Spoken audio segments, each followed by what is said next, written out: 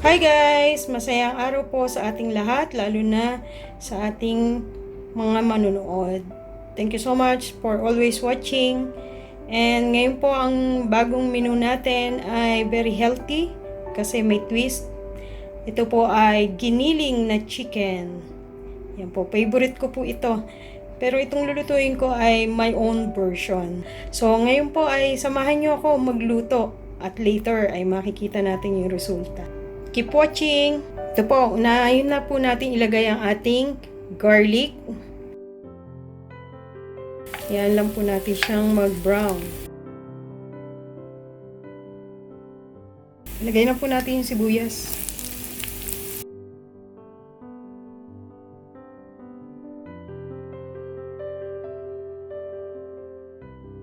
And then, ilagay na po natin ang ating giniling.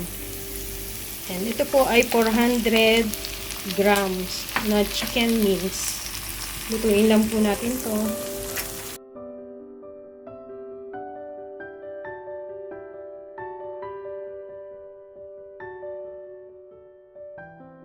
At habang nakasalang siya, lagay po natin yung ating salt and pepper. And then, naglalagay po ako ng konting ginger powder and dried basil po.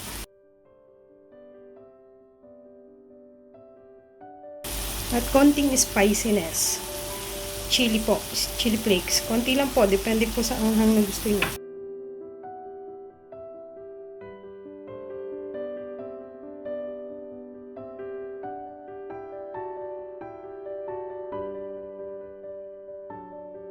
So, halu-haluin lang po natin ng konti ito hanggang maluto si chicken.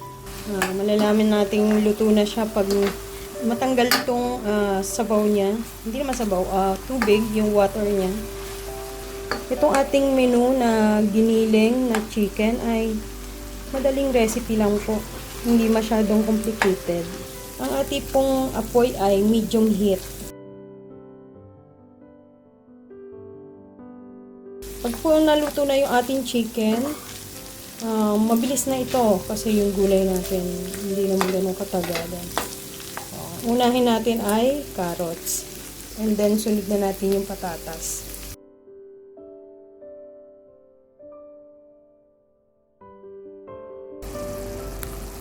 Ngayon po ang ating carrots and patatas ay almost halfway na luto na.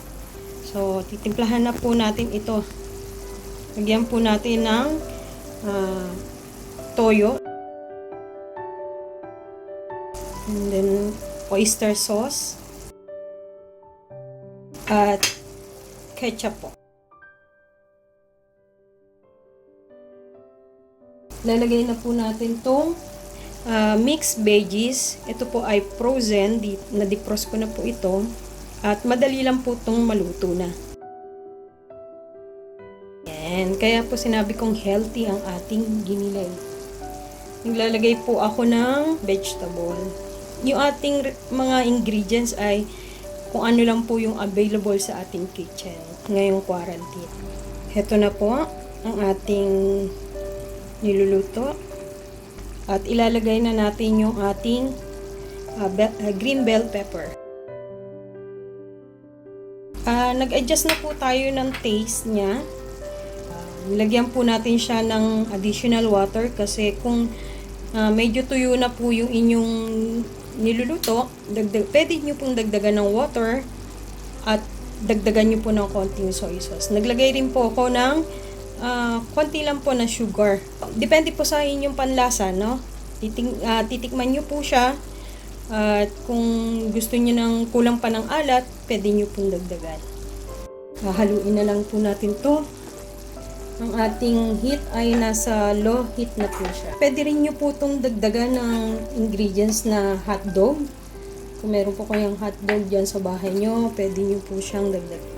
Yan, almost done na po tayo sa ating healthy giniling na chicken. Natikman ko na po siya at masarap po siya. Yung sa akin, ang panlasa ko ay medyo matamis, na maalat, na medyo may anghang. Yan po. Ngayon, kung gusto nyo po siyang medyo may sabaw, dagdagan nyo po. Pagka dinadagdagan natin ng water, titikman nyo po. Kung kulang sa alat, dadagdagan nyo po ng pang-alat natin na soy sauce. Or, ayaw nyo, pwede rin po ng salt. So, plate na po natin to. So, maraming pong salamat sa patuloy nyo na panonood. Sana ay itry nyo to sa inyong mga tahanan at ipatikim sa inyong mga mahal sa buhay.